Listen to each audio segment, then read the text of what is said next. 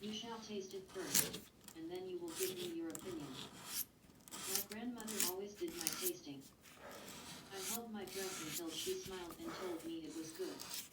Rosa sniffed, but her eyes twinkled. Tony changed into a plain dress, then saw the table setting in the large dining room which looked out over the garage in the back and off across the fields to the west. Rosa had set the table. She saw him. She paused to study the table, and had put freshly cut flowers in the vase. Everything was ready. Now to check the veal.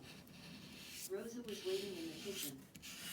She watched as Tony drew out the dish, then cut off a bit and placed it on the plate.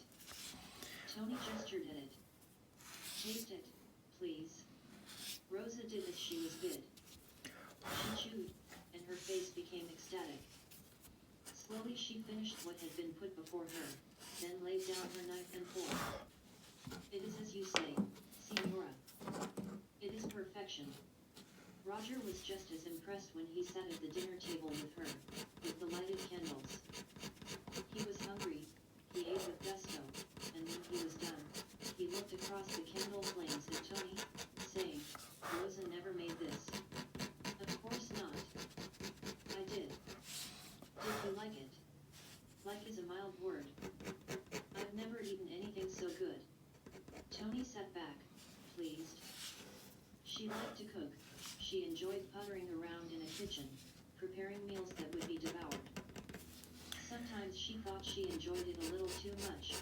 An actress ought to be more aloof from such things, though she supposed there were actresses who were not total imbeciles in front of a stove.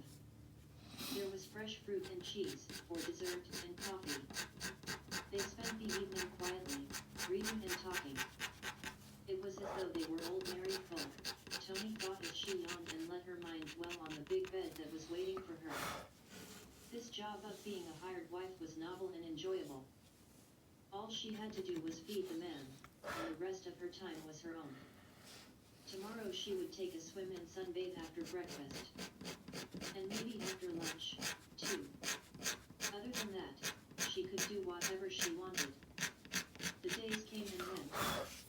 She kept busy between the pool and the little garden, where Tommaso, after watching her weed carefully, relaxed and said nothing about the time she spent on hands and knees, clearing and cultivating his vegetables.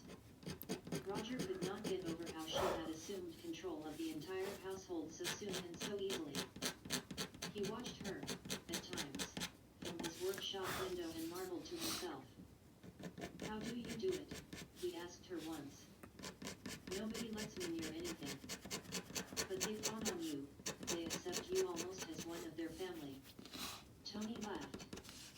I can talk with them, Roger, for one thing. Don't forget, my forebears were people much like themselves. Close to the soil. Hard workers. I'm one of them, in spirit, not in blood.